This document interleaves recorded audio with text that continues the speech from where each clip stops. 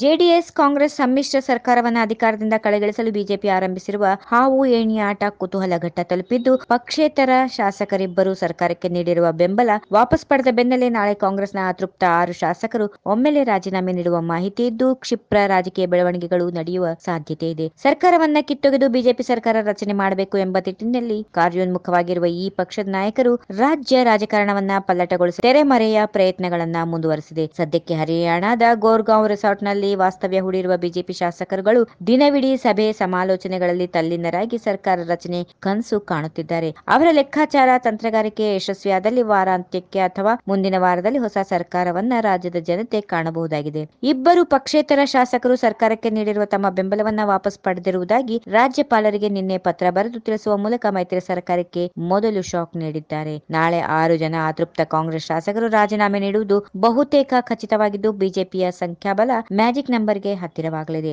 6 ಶಾಸಕರು ರಾಜೀನಾಮೆ ನೀಡಿದಲ್ಲಿ ಉಳಿದವರುಗಳು ಅವರನ್ನು ಹಿಂಬಾಲಿಸುವ ಸಾಧ್ಯತೆಗಳು ಹೆಚ್ಚು. ಈ ನಡುವೆ ಆನಂದ್ ಸಿಂಗ್ ಅವರು ಕಾಂಗ್ರೆಸ್ ನಾಯಕರ ಗುಂಪಿನಲ್ಲಿ ಕಾಣಿಸಿಕೊಳ್ಳುತ್ತಿರುವರಾದರೂ ಅವರ ಒಲವು ಬಿಜೆಪಿಯತ್ತ ಎಂಬ ಮಾತುಗಳು ಕೇಳಿಬಂದಿವೆ. ಬಳ್ಳಾರಿಯ ಮತ್ತೊಬ್ಬ ಶಾಸಕ ಭೀಮಾ ನಾಯಕ್ ಬಿಜೆಪಿ ಪಾಳಯದಿಂದ ಕಾಂಗ್ರೆಸ್ ಪಾಳಯಕ್ಕೆ ಹಾರಿದ್ದಾರೆ ಎಂಬ ವರದಿಗಳು ಬರಲಾರಂಭಿಸಿವೆ. ಆದರೂ ಇವೆಲ್ಲ ತೋರ್ಪಡಿಕೆ ಮಾತ್ರ ಎಂಬ ವಿಶ್ವಾಸ ಬಿಜೆಪಿ ನಾಯಕರಲ್ಲಿದೆ. ಬೆಂಗಳೂರಿನಲ್ಲಿ ಕಾಂಗ್ರೆಸ್ ಜೆಡಿಎಸ್ ನಾಯಕರುಗಳು ಶಾಸಕರುಗಳು ಸಭೆ ನಡೆಸಿ ಸಮ್ಮಿಶ್ರ ಸರ್ಕಾರಕ್ಕೆ ಧಕ್ಕೆಯಾಗದಂತೆ ನೋಡಿಕೊಳ್ಳಲು ಅಗತ್ಯ ತಂತ್ರಗಾರಿಕೆ ನಡೆಸಿದ್ದಾರೆ. ಕಾಂಗ್ರೆಸ್ನ ಅತೃಪ್ತ ಶಾಸಕರಲ್ಲಿ 6 ಜನ ರಾಜೀನಾಮೆ ಕೊಡಿಸಿ ಮತ್ತೆ ಶನಿವಾರ 2ನೇ ಹಂತದಲ್ಲಿ 8 ರಿಂದ 10 ಶಾಸಕರು ರಾಜೀನಾಮೆ ಕೊಡಿಸುವ ಮೂಲಕ ಸರ್ಕಾರವನ್ನ ಪತನಗೊಳಿಸಿ ಬರುವ ಸೋಮವಾರದ ವೇಳೆಗೆ ಸರ್ಕಾರ ರಚನೆ ಹಕ್ಕೊತ್ತಾಯವನ್ನ ಮಂಡಿಸಲು ಬಿಜೆಪಿ ಅಗತ್ಯ ಭೂಮಿಕೆ ಸಿದ್ಧಪಡಿಸಿಕೊಂಡಿದೆ ಎಂದು ಹೇಳಲಾಗುತ್ತಿದೆ. ಇನ್ನು ಬಿಜೆಪಿ ಅಧಿಕಾರಕ್ಕೆ ಬರುವುದು ನಿಶ್ಚಿತ ಎಂಬ ರೀತಿಯಲ್ಲಿ ಶಾಸಕರ ಜೊತೆ ಮಾತನಾಡಿದ್ದಾರೆ. ಹಾಗಾಗಿ ಸರ್ಕಾರ ಉಳಿಸುವ ಮತ್ತು ಉರುಳಿಸುವ ರಾಜಕೀಯ ಆಟದಲ್ಲಿ ಯಾರು ಮೇಲ್ಗೈ ಸಾಧಿಸುತ್ತಾರೆ ಎಂಬುದು ಕುತೂಹಲವನ್ನ ಮೂಡಿಸಿದೆ.